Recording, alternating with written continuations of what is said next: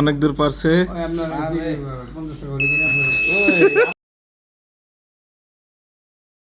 ऐसा একটা প্রোগ্রামিং আছি সুইচ বার্জার 4টা 1K রেজিস্ট্যান্স 10K রেজিস্ট্যান্স। আজকে আমরা একটা ভিডিও তৈরি করতেছি। এটা হচ্ছে আপনার ফোকাস চ্যালেঞ্জ, যেটা মেশিন বানাবো তার জন্য একটা ডায়াগ্রাম আঁকাইছি। এসে ডায়াগ্রাম দেখতে পাচ্ছেন। এখানে পিআইসি 16 676 আইসি ব্যবহার করা হয়েছে। মাইক্রো কন্ট্রোলার এমসিএল এর একটা বাটন সুইচ দেওয়া হয়েছে। এটা হচ্ছে রিসেট করা, এটা প্রোগ্রাম রিসেট করবে। এখানে হচ্ছে এটা হচ্ছে পোপ দিয়েছি, পোপের এখানে একটা পুল আপ মোডে করে দিয়েছি 10K রেজিস্টার দিয়ে। আর হচ্ছে গ্রাউন্ড। এই পোপ এখানে ঠেকলে তখন এখানে বিপ সাউন্ড হবে, বার্জার বাজবে। আর বার্জার বাজলে এখানে একটা রেড লাইট জ্বলবে, বিসি 547 ট্রানজিস্টার। আর এখানে হচ্ছে আপনার একটা বার্জারের সাথে একটা এলইডি দিয়েছি। এলইডির সাথে একটা রেজিস্ট্যান্স দেওয়া হয়েছে 1K, যার কারণে এলইডি যাতে না কাটে 5 ভোল্টে চলবে। প্রোগ্রামটা যখন রানিং থাকবে গ্রিন এলইডি জ্বলবে। হলো হচ্ছে পাওয়ার সাথে সাথে আসবে। প্রোগ্রামটাকে এভাবে সাজানো হয়েছে। আমরা এখন প্রোগ্রাম পিসিবিটা হলো রেডি করি।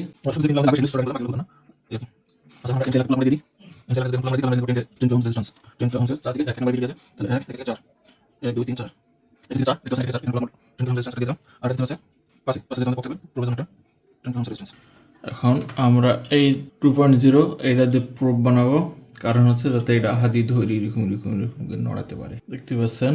এখন এই যে এটা লক করে দিলাম। এইটির কাজ হচ্ছে এইরকম ধরে এর ভিতর দিয়ে নিয়ে যেন সাথে না ঠেকে। এর সাথে ঠেকলেই মনে করেন যে পি করে বেজে উঠবে।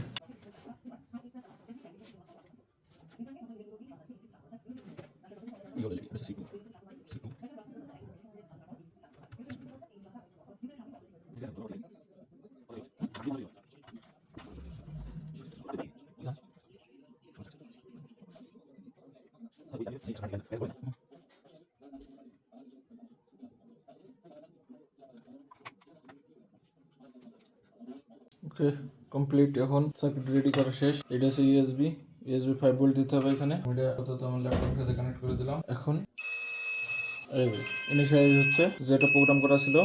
রেড এলইডি টিপ দিবে 5 বার, আর ইয়েলোটা জ্বলে থাকবে। ইনিশিয়ালাইজ কমপ্লিট হয়ে গেলে এই যে গ্রিন জ্বলে আসছে। এখন কাজ হচ্ছে এই যে এইটা হচ্ছে আর্থিং কানেকশনে থাকবে। এই জিনিসটা হলো এরকম আর্থিং লাইনের ভিতরে থাকবে, আর এই জিনিসটা ধরে ধরে এর ভিতর দিয়ে নিয়ে যেতে হবে। এখন আমি এটার ভিতরে দিয়ে দিলাম, মনে করেন টাচ হয়ে গেল। এখন প্রোগ্রাম রিসেট করতে হবে, বাটনে প্রেস করলাম। ওকে, প্রোগ্রাম রিসেট। ধন্যবাদ, কমপ্লিট।